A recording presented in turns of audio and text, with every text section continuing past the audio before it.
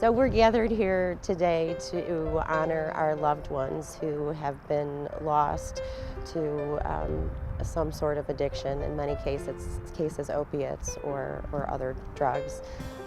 They were all kind, wonderful, loving people who suffered from what is really a terrible disease and is a horrible epidemic in this country. So we're here today in honor of them and in remembrance of them.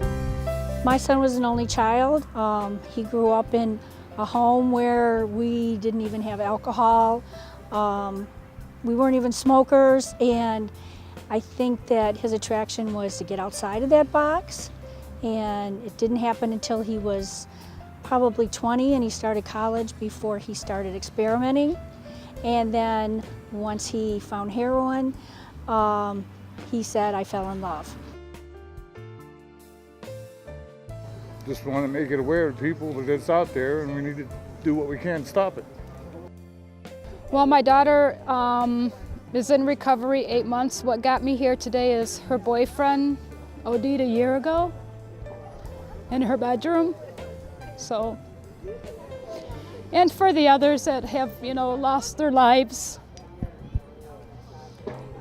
friends, family, and just others that people don't talk about that, their stories need to be shared, like on the cover of the People magazine here, that he's on. He was, he played football, he wrestled in high school. He has lots of friends that, still love and miss him very much that weren't that person that he got, hooked up with when things went just wrong for him.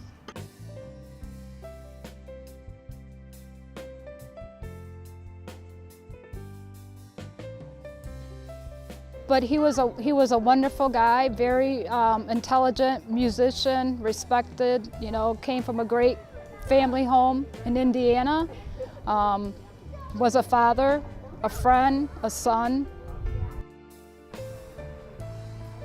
It helps to meet other people that are down the road with us. We all share a terrible experience and they all understand the feel and the hurt that I have, and trying to get the awareness out there that, hopefully, we can put an end to this.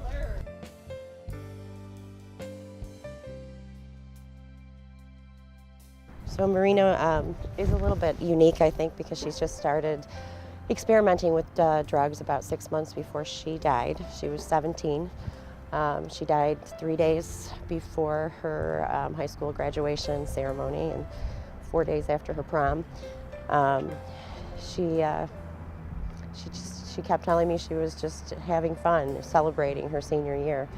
And ultimately what killed her was Xanax laced with fentanyl to just shut down her respiratory system, and she never woke up. I'm here today to hopefully spread some awareness. My son was a great person, and he was a heroin addict, and he died of a heroin overdose. And I just feel like it's a pain that no parent should go through.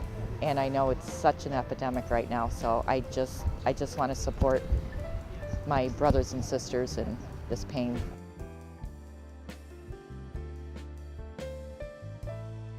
It gave me friendships that I probably will have for the rest of my life, because it's people that have kids that are in addiction, that are in recovery, and then in turn have lost their kids. It's a whole new group that we've started, a grief group for those that have lost their family members to addiction.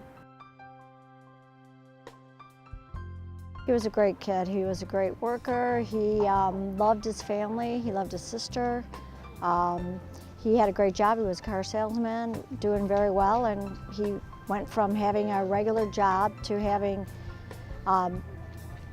have to go through a few jobs. He went from a functioning addict to a non-functioning addict, and it just got him at the end, in and out of 4 rehabs. He was a good kid. He had his problems. I mean, every kid does. He worked at Little Caesars Arena with the local lady. He He did all the duct work in the Caesar Arena. He was Shayna's fiance. They planned on getting married. He left behind 2 kids, Ava and Keegan. And He just went through one day. He was clean for a year, and something got to him, and he didn't think he was going to get the bad stuff. Yeah, he put a hole in all our hearts. We miss him dearly.